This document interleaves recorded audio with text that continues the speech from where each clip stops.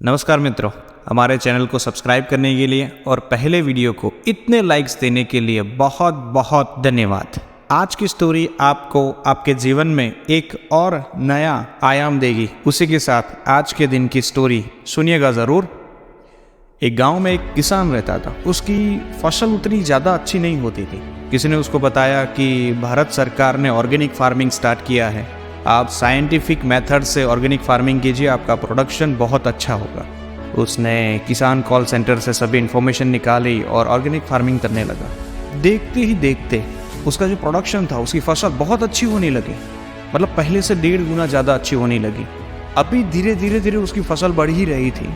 उसको ऐसा लगा कि अगर मुझे प्रोडक्शन मेरा ज़्यादा बढ़ाना है तो मुझे एक और बंदे की ज़रूरत पड़ेगी। उसने गाँव में डंडेरा पिटवाया और गांव में बताया कि जो आदमी मेरे साथ काम करेगा मैं उसको 1.5 गुना मजदूरी दूंगा, लेकिन कंडीशन उसकी इतनी थी कि मैं जो समझाऊँ और जो मुझे कनेक्ट कर पाएगा उसी बंदे को मैं हायर करूँगा। गांव में उसने बताया और जो मजदूर थे उनको तो वही मजदूरी में 1.5 गुना मजदूरी अगर मिल रही है तो सभी लोगों ने ये बारी बारी से आना स्टार्ट किया। किसान ने क्या किया, सभी से एक बार बात करता था। उसको लगता था कि ये ठीक है तो ही वो आगे बढ़ता था। मतलब जस्ट लाइक वो इंटरव्यू लेने लगा सबका। 1 दिन, 2 दिन, 3 दिन, 4 दिन, 5 दिन, तकरीबन 15 दिनों तक उसने मजदूरों के इंटरव्यूज लिए। मतलब उनसे कुछ ना कुछ बात की कि खेती के बारे में वो क्या जानते हैं, क्या मतलब उनको पता है, क्या वो ऑर्गेनिक फार्मिंग कर सकते हैं, क्या मुझे कनेक्ट कर सकते हैं। लेकिन उसको ऐसा कोई बंदा मिला ही नहीं। 15 दिन हो गए, वो मायूस हो गए। एक दिन बस ऐसे ही सोच रहा था कि क्या करूँ, अभी कोई मजदूर तो मिलेगा नहीं, तो मतलब जैसे चल रहा है वैसे चलने दे। उसने अपनी तरफ से अपना जो एफर्ट्स था वो कम कर दिया। उतने में ही वो देख रहा है कि सामने से एक लड़का उसकी तरफ आ रहा है और लड़का एकदम बिंदास बस ऐसे ही फसलों के साथ खेलते हुए, हाथ में एक छोटी सी लकड़ी है, उसको इधर उधर अटकाते हुए वो आ रहा। उसको एटीट्यूड बहुत बढ़िया लगा उससे। वो जैसे ही आया उसने बताया कि मुझे ऐसा पता चला है कि आपको मजदूर की ज़रूरत है। तो किसान ने बोला हाँ मजदूर की ज़रूरत है, लेकिन मुझे ऐसा चाहिए जो खेती के बारे में जानता हो और उसमें भी ऑर्गेनिक खेती। उसने लड़के ने बताया कि आपकी बात सही है, मैंने भी ये सुना है कि आपको ऐसा बंदा चाहिए, लेकिन मैं आपको ये बताना चाहता हूँ कि मुझे इतना पता तो नहीं है, लेकिन अगर आप सिखाओगे तो मैं सीख लूँगा। और इसके लिए अगर आपको चाहिए तो मुझे 7 दिन दे दीजिए, मुझे मजदूरी देने की ज़रूरत नहीं है। 7 दिन बाद अगर आपको लगे कि मैं आपके काम में आ रहा हूँ तो आप मुझे रखिए, मुझे कोई प्रॉब्लम नहीं है। किसान को लड़के का एटीट्यूड अच्छा लगा। उसने बोला ठीक है, मैं तुझे 7 दिन देता हूँ। 7 दिन में अगर तू सीख जाता है तो फिर मैं तुझे 7 दिन की भी मजदूरी दूंगा और आगे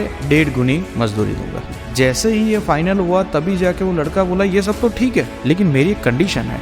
किसान ने बोला मैंने हाँ बोल दिया है, अभी ये कौन सी कंडीशन लेके आया? लड़के ने बोला मेरी कंडीशन ये है कि I can sleep when the wind blows. किसान वैसे थोड़ा बहुत पढ़ा लिखा था, लेकिन उतना कुछ समझ में नहीं आया। लेकिन किसान को ऐसा लगा कि अगर मैं इसको ऐसा पूछूंगा तो उसको ऐसा लगेगा कि जैसे मुझे कुछ पता ही नहीं है। किसान को कुछ पता नहीं चला, लेकिन लड़के का जो एटीट्यूड था, जो कहने का तरीका था, I can sleep when the wind blows. Don't forget my dear friends, ये चीज़ आपको याद रखनी है। I can sleep when the wind blows.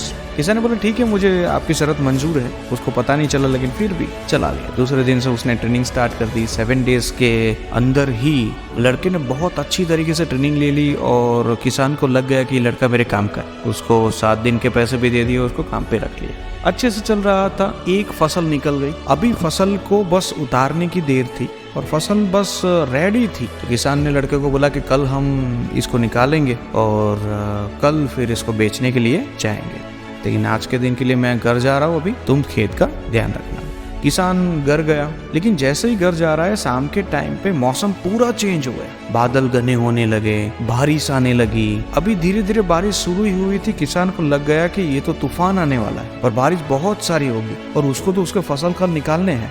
अगर खेतों में पानी भर गया तो मेरी बनी बनाई रेडी फसल बिगड़ जाएगी। वो तुरंत दौड़ते हुए खेत में पहुंचा। लड़के को ढूंढ रहा है, इधर उधर बहुत सारा ढूंढा, लेकिन लड़का मिल नहीं रहा। उसने बहुत ट्राई किया लेकिन लड़का नहीं मिला। फिर जाके उसको पता चला कि उसने खेत के बीच में एक छोटा सा रहने के लिए झूंपड़ी जैसा बनाया हुआ है और उसके ऊपर एक खंभा लगा के ऊपर जैसे खटिया डाल के लगाया हुआ है। तो वो वहां पर पहुंचा तो देखा वो खाट में ऊपर आराम से सो रहा है। किसान वैसे भी धुआं पुआ हो रहा था, गुस्से से लाल हो गया था वो। जोर जोर से पवन तूफान आने वाला है और कभी भी बारिश हो सकती है और ये आराम से सो रहा है। उसने लड़के को उठाया। पहले तो लड़का उठ ही नहीं रहा था। थोड़ी मेहनत के बाद लड़का उठा। वो तो उबासी लेके ऐसे यहाँ क्या हुआ? किसान ने कहा इतना तूफान आने वाला है, कभी भी बारिश हो सकती है और तू आराम से सो रहा है। लड़के ने कहा मैंने पहले ही दिन कहा था आप जो सिखाओगे मैं सीख लूंगा, सब कुछ कर लूंगा, लेकिन मेरी एक कंडीशन है। मैंने उसी वक्त बताया था, I can sleep when the wind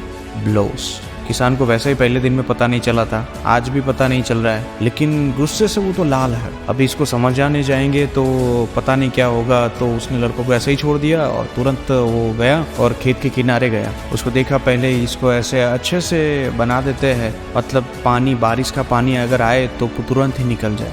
वो जैसे ही खेत के किनारे पहुंचा तो उसने देखा कि लड़के ने अच्छी तरीके से उसको ऐसे कवर कर लिया है कि बारिश का पानी आराम से निकल जाएगा। अभी जाके उसको टेंशन था कि उसके जो एनिमल्स थे, गाय थी और भैंसे थी, वो सभी को उसने कैसे रखा हुआ है वो देखना था, क्योंकि उन सभी को भी अच्छी तरीके से रस्सी से बांधना पड़ेगा और उसका जो पूरा कवर करना पड़ेगा। तो जैसे वो जाता है तो उसने देखा कि सभी गाय जो थी, सभी भैंसे जो थी वो अच्छी तरीके से बंधी हुई थी और उसका पूरा जो रहने का जो जगह था उसको अच्छे से तरीके से कवर कर लिया था। इसको देखते ही किसान को समझ में आ गया कि बच्चा कहना क्या चाह रहा है। तो उसको अभी भी ट्रांसलेशन नहीं पता है, लेकिन समझ गया वो कि लड़का कहना क्या चाह रहा है। होप सो आप सभी लोग भी समझ गए होंगे कि मैं क्या कहना चाह रहा हूँ। और ये स्टोरी बहुत ही छोटी स्टोरी है, लेकिन आप सभी को जीवन में बहुत कुछ बताया जाती है। जैसे कि आई कैन स्लीप, मैं सो सकता हूँ। व्हेन द विंड ब्लोज, जब भी तूफान आए, लेकिन आराम से मैं सो सकता हूँ।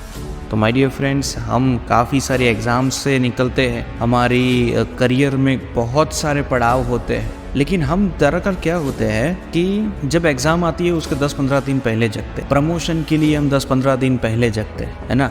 जैसे प्रमोशन की कोई एग्ज़ाम है, एग्ज़ाम की नोटिफिकेशन आती है उसके बाद जगते हैं, लेकिन पहले से हम प्रिपेयर नहीं हो जाते। तो मेरी आप सबसे यही विनती है कि अगर जिंदगी में प्रॉपर सफलता चाहिए, प्रॉपर टाइम पे चाहिए, हर एक चीज़ में अगर आपको 100% श्योरिटी के साथ सक्सेस चाहिए तो सबसे पहले जगना पड़ेगा, लोगों से आगे निकलना पड़ेगा। अगर ये हो सकता है तभी आप एग्जाम के अगले दिन आराम से सो पाएंगे।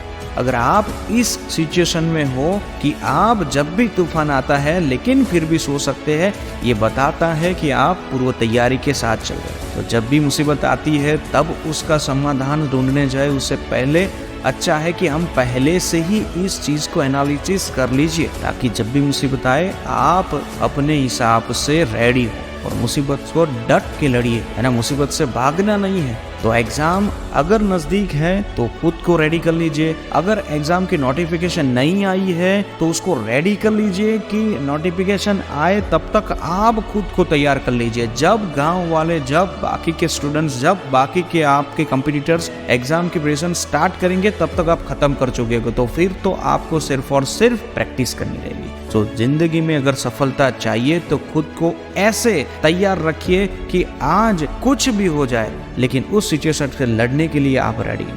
तो आज की स्टोरी यही सिखाती है my dear friends, you can sleep when the wind blows. जब भी एग्जाम आएगी आप आराम से सो पाएंगे, और वो तभी सो पाएंगे जब आपने प्री प्लानिंग किया होगा, आपकी लाइफ मैनेज्ड होगी। तो लाइफ को अच्छी तरीके से मैनेज कीजिए। तो ऐसी ऐसी नई स्टोरी सुनने के लिए हमारे साथ जुड़ते रहिए।